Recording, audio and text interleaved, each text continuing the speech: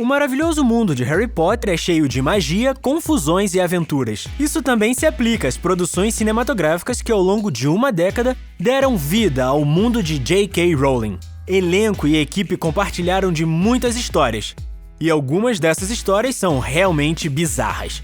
Por exemplo, você sabia que a equipe de filmagem realizou um mini funeral para o hamster de Emma Watson durante a produção de A Pedra Filosofal?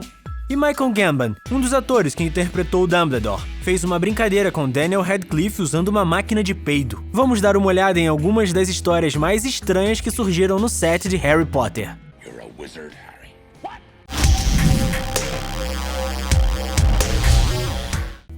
Helena Bonham Carter parece uma mulher muito legal. Ela é uma atriz fenomenal, tendo aparecido em diversos filmes, desde Clube da Luta até provavelmente todos os filmes que o Tim Burton fez na última década. A sua inclusão na série de filmes de Harry Potter parecia inevitável, e sua escalação como a vilã Bellatrix Lestrange não poderia ter sido mais perfeita. Carter era conhecida por entrar no personagem, se comportar de forma atípica e ocasionalmente perversa. Seu entusiasmo é algo de se admirar, mas às vezes pode ser um pouco demais, especialmente quando resulta em uma lesão de verdade no set. Durante o clímax de Harry Potter e a Ordem da Fênix, Harry e seus amigos invadem o Ministério da Magia com a ilusão de que o padrinho de Harry, Sirius Black, precisava ser resgatado. Acontece que era só uma armadilha para atrair Harry. Parecia ser um momento sem saída, os Comensais da Morte ganharam vantagem agarrando os amigos de Harry e ameaçando suas vidas a menos que Harry cooperasse. Bellatrix agarrou Neville, interpretado por Matthew Lewis, e foi durante essa cena que Carter acidentalmente rompeu o tímpano de Lewis com sua varinha. Eu pensei que poderia usar a varinha como uma espécie de cotonete e limpar a sua orelha, ela comentou. Um tipo de tortura. Mais tarde, ela admitiu ao Entertainment Weekly: acho que levei meu sadismo um pouco a sério. O dano ao tímpano de Lewis não foi permanente. Uma ida rápida à enfermaria da Madame Pomfrey e tava tudo bem.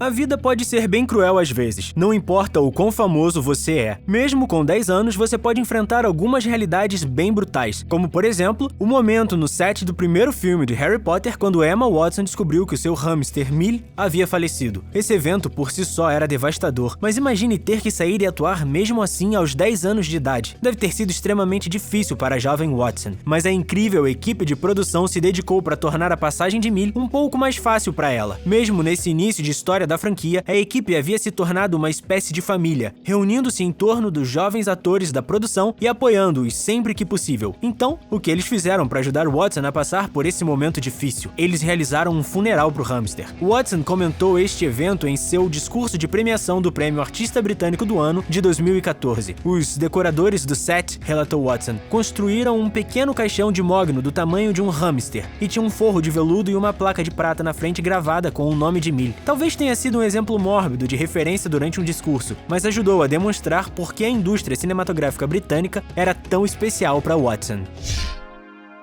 Chris Columbus, o diretor por trás de Esqueceram de Mim 1 e 2 e Uma Babá Quase Perfeita, assumiu a direção dos dois primeiros filmes de Harry Potter, A Pedra Filosofal e A Câmara Secreta. Columbus criou as bases para a franchise com suas adaptações fiéis, e ele reuniu um elenco e equipe incríveis que na maior parte do tempo estariam juntos até o fim. Mas as coisas ficaram um pouco abaladas nos bastidores com o terceiro filme da série, O Prisioneiro de Azkaban. O famoso diretor Afonso Cuarón, diretor de A Princesinha e a sua mãe também, assumiu as rédeas. O estilo visual e temático de Cuarón foram revolucionários para a série. Sua técnica seria tão influente que todos os outros filmes da série seguiriam seu modelo criativo. O envolvimento de Cuarón é claro não apenas no ponto de vista técnico, mas também do crescimento das atuações de seus jovens atores. Graças à orientação de Cuarón, Daniel Radcliffe, em particular, mostrou uma nova confiança no papel de Harry. Uma das coisas que Cuarón mandou o jovem trio fazer no início da produção do filme foi escrever sobre seus personagens para demonstrar sua compreensão das jornadas pessoais de Harry, Rony e Hermione. Enquanto Radcliffe e Watson correram para escrever a redação, Rupert Grint acabou relaxando. Quando chegou a hora de entregar a redação, Grint chegou de mãos vazias. Quando Cuarón o questionou sobre por que ele não havia feito a tarefa, Grint respondeu: "Eu sou o Rony. O Rony não faria seu dever de casa também." Cuarón adorou essa resposta, reconhecendo a compreensão natural de Grint sobre o seu personagem. Quem dera isso funcionasse na escola também, né? Alfonso Cuarón não foi a única grande mudança em Harry Potter e o Prisioneiro de Azkaban. Richard Harris, o ator que havia interpretado Dumbledore em A Pedra Filosofal e A Câmara Secreta, havia morrido. a produção decidiu lançar Michael Gambon em seu lugar. Gambon conseguiu passar um pouco mais da energia jovial que Dumbledore possuía no material original de Rowling. Essa natureza brincalhona foi parar no set também. Embora Dumbledore se mostrasse mais austero, Gambon não resistiu à oportunidade de brincar e mexer com as jovens estrelas do elenco. Uma brincadeira foi bastante lembrada. Aconteceu durante a cena no grande salão onde todo o corpo estudantil está em seus sacos de dormir. Radcliffe pediu que seu saco de dormir fosse colocado perto de uma jovem, por quem ele tinha uma quedinha. Gambon não resistiu à oportunidade de envergonhar Radcliffe. Eles decidiram colocar uma máquina de peido no saco de dormir de Radcliffe, com Gambon operando via controle remoto. O resultado foi o prêmio de ouro da comédia. A melhor parte é assistir às tentativas de Alan Rickman de não sair do personagem e falhar miseravelmente. Qual foi seu maior sonho quando criança? Quer dizer, se você se tornasse um ator famoso, qual seria a sua primeira compra? Muitos de nós provavelmente teriam escolhido um suprimento vitalício de doces ou talvez até mesmo uma piscina gigante com um toboágua. Também tenho certeza que muitos gostariam de comprar algo como o nosso próprio caminhão de sorvete. Mas poderiam imaginar ter um suprimento aparentemente interminável de sorvete à sua disposição? Claro que há logística como a necessidade de recarregar as máquinas, mas isso é apenas um detalhe. O importante é ser o dono do caminhão de sorvete acima de tudo. Mas à medida que amadurecemos, abandonamos alguns sonhos infantis. Começamos a pensar em desejos mais práticos, pelo menos a maioria de nós. Mas não para Rupert Grint. Uma de suas primeiras grandes compras foi uma van de sorvete Sr. Whip de 1974. Segundo Grint, a van possuía uma máquina que servia sorvetes e ele a mantinha bem abastecida. Ele curte andar pelo bairro distribuindo sorvete de graça para as crianças. Ele até levou a van para o set de filmagem no último dia para distribuir sorvete para todos os membros da equipe e também do elenco. No início da produção da franquia, Alan Rickman revelou que a criadora de Harry Potter, J.K. Rowling, havia informado um detalhe-chave para o personagem de Snape, algo que enriqueceria e guiaria sua atuação durante Harry Potter e as Relíquias da Morte. Em uma entrevista de 2011 para o Hitflix, Rickman comentou um pouco sobre o que era esse detalhe. Se você se lembrar, quando eu fiz o primeiro filme, ela só tinha escrito 3 ou 4 livros, então ninguém sabia por onde ela levaria a história, exceto ela. E era importante para ela que eu soubesse de algo, mas ela só me deu uma pequena informação que me ajudou a pensar que era um caminho mais ambíguo. Quando Rickman faleceu em 2016, um fã entrou em contato com Rowling no Twitter para perguntar qual era essa informação secreta. Rowling respondeu: "Eu disse a Alan o que se escondia por trás da palavra sempre." Em uma entrevista entre Radcliffe e Rowling, Radcliffe mencionou que Rickman usava constantemente esse conhecimento secreto a seu favor no set sempre que os diretores lhe pediam para fazer algo, afirmando: "Pelo que eu sei, não acho que Snape faria algo assim." E a gente pensava que não podia amar mais o Rickman do que já amávamos. Sem dúvida, o falecido Alan Rickman forneceu muitas grandes histórias para nossa lista. E temos outra para vocês. Ele e a coestrela Jason Isaacs, que interpretou o temido Lucius Malfoy, pai de Draco, tinham uma reputação particular no set. Ou seja, eles usavam seus personagens vilões como uma desculpa para roubar coisas dos sets de filmagem. Uma vez tentei tirar uma cópia do Profeta Diário porque havia milhares deles, admitiu Isaacs em uma entrevista ao Bang Showbiz. Ele tinha a impressão de que o diretor David Yates ia achar tranquilo levar uma cópia para casa. Foi só mais tarde, saindo pela porta, que o segurança informou a Isaacs que Yates tinha mudado de ideia. Isaacs estava mortificado. Ele também culpou Rickman por seu roubo fracassado. No início, Rickman tinha roubado todas as moedas Gringotts do set. A partir daí, todos estavam em alerta máximo, frustrando todas as tentativas de Isaacs.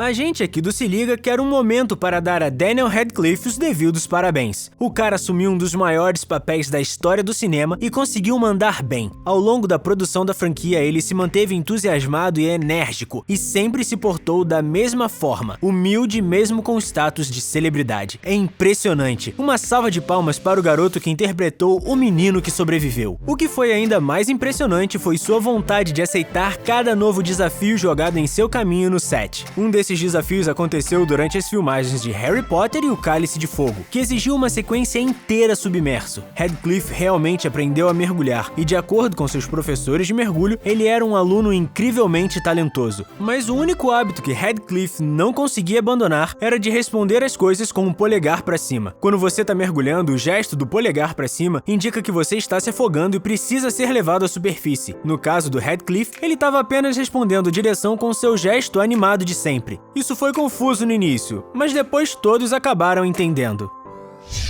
Apesar das medidas de segurança intensivas implementadas no set de Harry Potter, isso não impediu que uma série de acidentes acontecessem. Alguns eram menores, resultando em um pouco mais do que arranhões e contusões moderadas, mas outros eram muito mais extensos e trágicos. Uma dessas ocorrências envolveu o dublê de longa data de Radcliffe, David Holmes. Holmes tinha servido como dublê de Radcliffe desde o primeiro filme de Harry Potter. Ele e Radcliffe desenvolveram uma amizade genuína. Enquanto filmavam uma cena para os filmes finais, uma manobra deu terrivelmente errado. Holmes deveria ter sido puxado por um fio durante uma explosão controlada, uma manobra que ele já havia feito várias vezes antes, mas, por alguma razão, dessa vez ela não deu certo. A manobra resultou em um pescoço quebrado e ele está até hoje em uma cadeira de rodas. Apesar desse terrível evento, Holmes continuou mantendo contato próximo com as co-estrelas de Harry Potter e até mesmo se tornou um embaixador do Royal National Orthopaedic Hospital, NAS Trust. Outro truque que deu errado e resultou em outro acidente grave foi quando Hogwarts foi inteiramente incendiada. Isso ocorreu durante a produção de Harry Potter e as Relíquias da Morte. Durante a épica batalha final do filme, uma réplica de Hogwarts pegou fogo e a equipe levou quase 40 minutos para apagar o incêndio. Felizmente não foi tão sério quanto parecia. Como nós mencionamos, o set que foi danificado era apenas uma réplica. Na verdade, um representante da Warner Bros. Afirmou que esse set seria reconstruído de qualquer jeito. Então, sem danos, sem prejuízo. E é isso. Você sabia de todas essas histórias estranhas? Alguma história favorita que esquecemos de mencionar? Conta aqui pra gente nos comentários, bem aqui embaixo. E se você ainda não se inscreveu, que tal fazer isso agora? Assim, você ficará atualizado com as coisas mais interessantes e também as mais estranhas que estão rolando aqui no Se Liga.